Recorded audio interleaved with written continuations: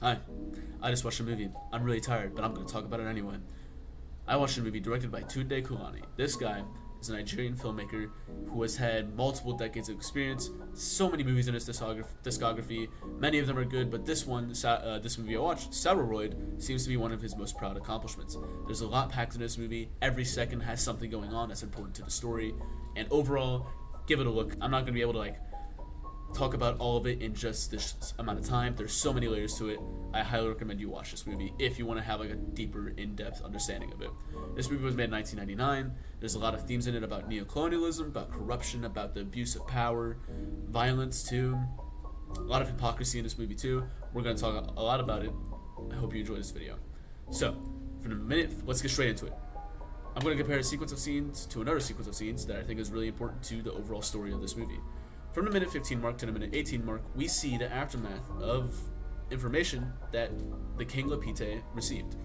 Lopite the king received news that because he didn't do a ritual, there is now a prophecy that if someone plays a special drum called the Saworoide, the name of the movie, if someone plays that drum, he's gonna die. There's many more layers to it, but that's kind of the gist of it. So, what he does is he sends assassins to kill people who have access to the Saworoide. He does end up killing this boy's two parents, and this boy is definitely not important to the rest of the movie.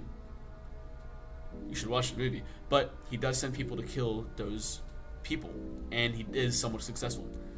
We compare this directly to another sequence of scenes from the 19 minute and 50 second mark to the 21 minute and 20 second mark, where Lupite is talking with his chiefs, and he is saying he wants to have a peaceful rule and wants to bring peace and progress to his kingdom. This is a big contradiction of scenes. It shows how Lupite is such a greedy character and such a hypocritical character, and also a very corrupt one. He is doing anything he can to maintain his power, and also doing everything he can to trick people to thinking he is a good person, a good leader who will do anything for the people, but all of his actions are actually self-centered, and only for him to gain more power in his situation. You can't kill people and claim you want a peaceful world. That's basically what you gotta understand there. You can't be that power hungry to kill people and say you're not power hungry, you want to do what's best for the people. He's doing everything he can just for himself. He is a prime example of neocolonialism throughout the film, and this comparison of sequences of shots is a great example of that. We're going to get some more later. Let's compare another two scenes. In one scene, at the 11 minute and 30 second mark, we get Lopite driving through the city. He's kind of like a new king. He's been freshly crowned. And he's driving through the city, and people are like, "Oh, let's go, Lopite. We love you, Lopite. You're amazing, Lopite. Yes, Lopite. We love you, Lopite." And we get a scene later on at the 39 mark and 30 seconds around that part. We get this other scene where these rebels are saying, "We're gonna kill this guy. We're gonna lynch Lopite." They say it in the movie, and it's a big time contradiction. Not contradiction, but a big parallel. We see this where Lopite is being praised, but after 15 years of ruling, we have seen how much he's affected the people that they will now do anything they can to dethrone him and get him out of power. At first, it was a little more reasonable because the people were like, "Oh wait, we need this guy to stop doing what he's doing because he's corrupting the country and doing things." I'm sorry, the light went off. And doing things that are a disservice to us as a people. But eventually, now it's become, we need to kill this guy because some people, not all of the people are saying this, but these rebels are saying it because it's the only way they think they can get it done to get real change to this kingdom. This is a great parallel of scenes because it shows how he was once praised and paraded. Now the parades are about him being a horrible person and ending his legacy. And it also influences a lot of other stuff in the film where Lopite is now afraid that his power might be even more in jeopardy. The themes in the scene, we can clearly see it's neocolonialism, where the effects of the oppressor on the oppressed has led to this rebellion, this sort of decolonialism, if you could say, within this nation, and we can see how the people are trying to fight against this power and do opposite things and try and enact opposite reactions to the corruption and the disparity that they're being faced with. Let's get to this next pair of scenes.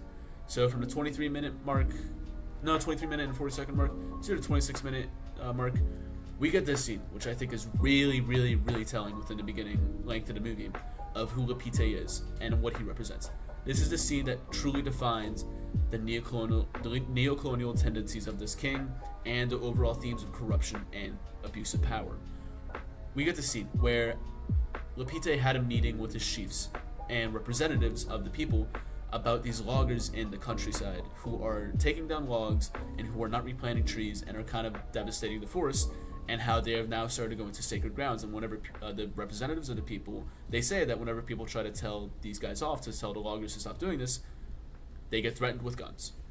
Lopite's reaction to this is he ignores these representatives. He goes and has a meeting with these loggers, and instead of telling them to not do anything, he does voice concerns, but he is mostly there for himself. He says, oh, I need a take of whatever you're doing.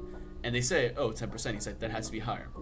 This is a great scene that shows how indirectly Lopite has essentially screwed over his people. He is doing what he can for himself and not for the people.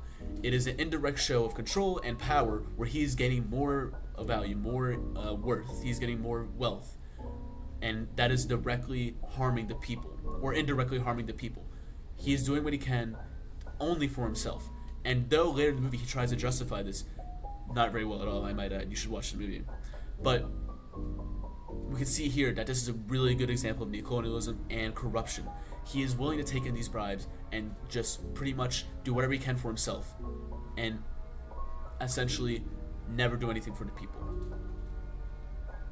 Great showing of neocolonialism, because it goes with the theme of how neocolonialism is showing how people, or how more on a grander scale, about how countries will use indirect power and control over smaller countries to get more wealth and more resources. We see Lopite doing this with the people. He is doing this where it's indirectly getting more wealth while it's still damaging the people of his country. Overall, this movie has a lot of those neocolonial themes, and there are so many in this movie. You gotta watch this if you want to see more of that stuff. I have my own opinions about this movie. I think it's decent. I think the story is really good. I think there could have been many more adjustments to the editing, to the speed of the movie, to the pacing. I thought it was a little too fast because we never really get to sit in any scene, really. And there's a lot of cuts that I don't think needed to happen. We could have stayed with more still shots. It does grab your attention, but sometimes it can be a little overwhelming. But overall, this movie does a great job of portraying those themes of neocolonialism and portraying how violence and the abuse of power leads to the further disparity of a country. Even while it does maintain the power of the elite, it still ends up with the destruction of those who are beneath them. The King, Lopite, is the greatest example of this, and he's a very good antagonist of the movie. Even though we do follow him throughout the movie, he is the only character that we are pretty much with the whole time and get a depth of character with. We see how bad of a person he is, and I think this is Tunde Kalani showing how the people in control are so blinded by power and so blinded by wealth that they will do anything for themselves and always hurt those underneath them to get more resources. That's all I got. I hope you enjoyed it. Watch the movie.